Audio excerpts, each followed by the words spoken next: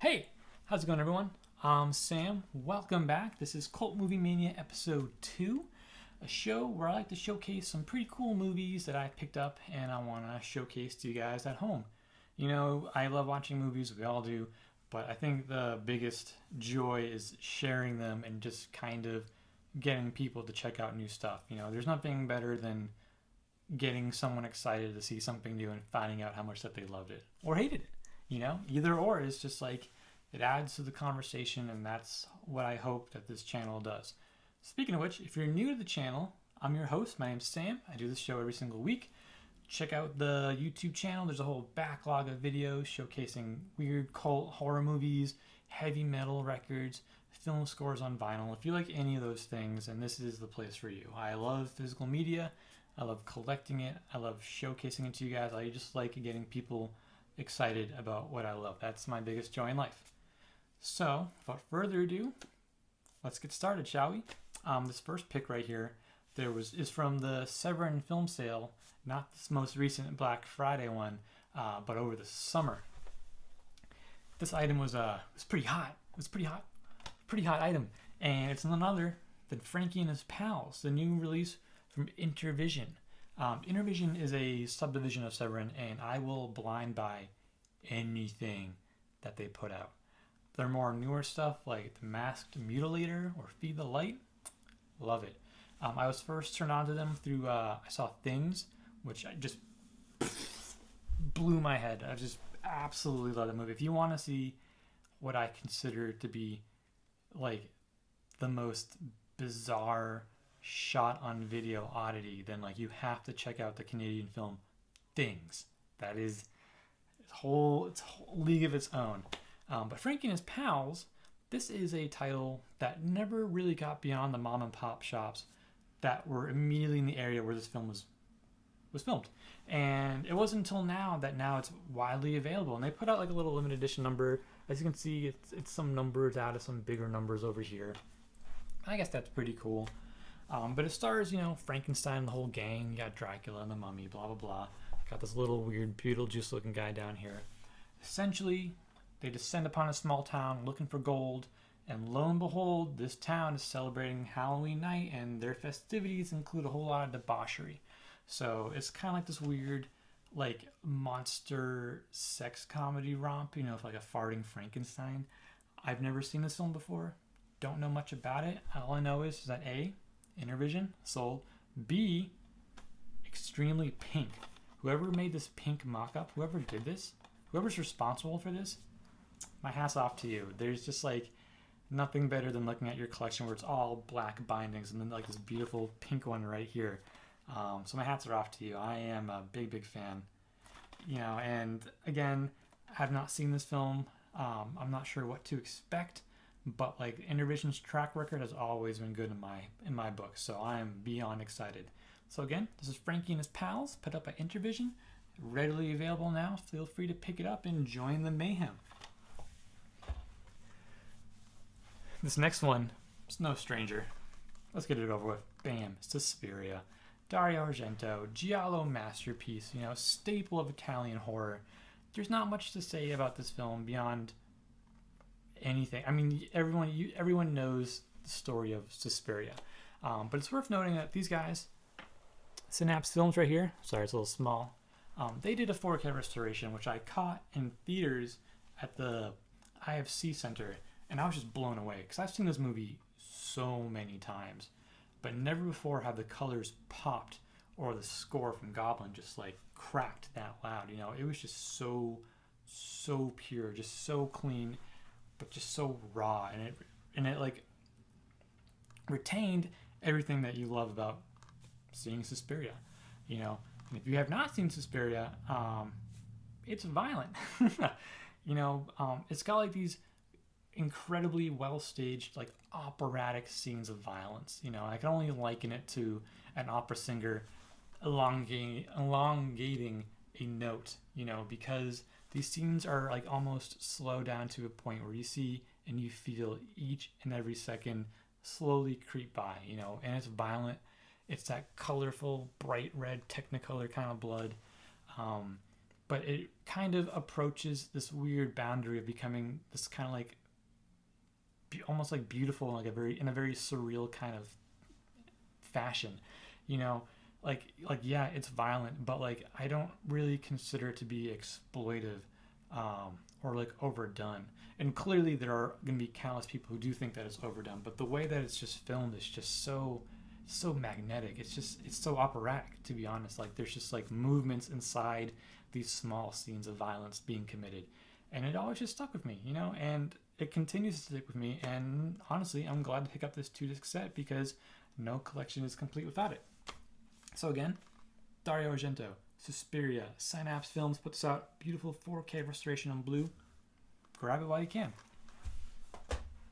This next one is a gift from a really cool person, which matches my shirt, the American Genre Film Archive. If you know me, I love these guys. I love their mission to preserve genre film of all walks of life, you know. And the cool thing is that they've been teaming up with Bleeding Skull, who Bleeding Skull had their own little vault of just like shot on video oddities. And one of those oddities is a McPherson tape. This film, which came out, or I think was made in like 89, there was some weird warehouse fire at the distribution center, so it was never widely available until now. These guys put this out on Blu-ray earlier this year, and essentially it's coined as like one of the pioneering horror found footage films. Like, yeah, we know there's Cannibal Holocaust and Man Bites Dog and all that Mondo stuff, but like the McPherson tape is directly responsible for films like The Blair Witch Project. It's responsible for reigniting the fear of the act of alien abduction seen in films like Fire in the Sky. Directly responsible for the infamous scene from the movie Signs, the birthday party camcorder scene where you see the alien kind of like Sasquatching past like the little walkway of the shrubbery, you know? Because this film is about a birthday party being filmed by a father and then aliens land in the backyard, which, I mean, is essentially that scene from the movie Signs. So this one, you know, came out, was not really widely seen, but now you can see it. There's a little note on the back I want to read to you guys. Notice, this movie was shot on VHS and edited on tape. Please approach the technical quality of the transfers with empathy. And if there's one thing that this channel has, it's empathy for these kind of movies. You know, obviously the quality is not going to be something that you see in a big budget film, but that's kind of the appeal behind it. And this film supposedly kind of showcases the fear and the horror behind an alien abduction, which is something that has, as a moviegoer, we're just so numb to it, all those Hollywood blockbuster films. And there's plenty of good ones, but there's plenty of ones that are mediocre and plenty of ones that are just downright terrible. You know, you see so many of these, and at a certain point, it's just like the fear wears off. So I'm really excited to check this one out. I haven't seen it yet, but like this is probably the top of my list. I am so beyond excited to check out the McPherson tape. American Genre Film Archive, Bleeding Skull, McPherson tape. Check it out. The second one's pretty cool. I don't really double dip when it comes to buying movies. You know, like when I first was upgrading to Blu-ray, like sure, I guess I was double dipping. But if I have a Blu-ray of a film, I'm not gonna really buy the same film again unless it's some decked out kind of set. So despite owning Blue Underground's Django, when Arrow released Django, couldn't say no. If you're not familiar with Django, cowboy dressed in all black, dragging a coffin behind him, famously reinterpreted, you know, as like Wolfwood from the anime Trigun, or Sega's Gungrave video game, the hulking guy carrying the coffin behind him, stems back to this film, baby. Starring Franco Nero, the eponymous Django himself. There are so many Django movies. There's like over 30 of these things, you know? But most of them are just movies with the Django titles slapped on them in typical Italian fashion. You know, I would say it's a staple Western, but it's really kind of more of like an action revenge kind of film, and the Western is kind of just like the backdrop. So like, that's debatable. But it is probably the most infamous violent spaghetti Western. As much as we love the Man of No Name trilogy, Django is probably my best bet right here. You know, cowboy comes to this town, dragging a coffin behind him, all hell breaks loose, and it's incredibly violent, but it's so wonderfully photographed, and it's just such a beautiful looking movie. I absolutely love it. It's not a guilty pleasure. I genuinely really like Django. And this set, you know, comes in a really cool case. Big fan of that. You got the DVD set right here. You know me, big fan of the booklet, you know, full color, lots and lots of text. So this is going to be something really cool to read. Comes with a fold out poster right here that you gotta fold out. But bam, Django 1 sheet, Django 2 sheet. That's pretty cool. So yeah, Django on Blu-ray. Don't really double dip, but like part of the reason why I did double dip though is that this set comes with a bonus film called Texas Adios, a film that was billed as the Django sequel that stars Franco Nero but is not a Django film at all. But the fact that Arrow included it is kind of why I was like, okay, you know, the price was right. I really like Django. Love a good booklet, but a bonus like film, like sure, absolutely. Plus those huge blocks of text, those are all features. So that's pretty cool too. So again, Django, Arrow released. There was some kind of debacle concerning the rights behind it with Blue Underground like tightly holding on to it, you know, and Arrow being like, please, just like, we have a street date, we gotta ship these out. And there was some big thing, but I think now it's readily available.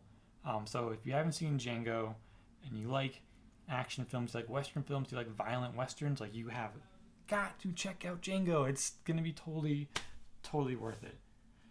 And that being said, voila, that's all I got to share with you guys today. Tune in later this week. I'm going to drop another video showing some cool heavy metal records. Cult Movie Mania will be back for a third episode. Thank you all for watching. Again, please feel free to like and subscribe.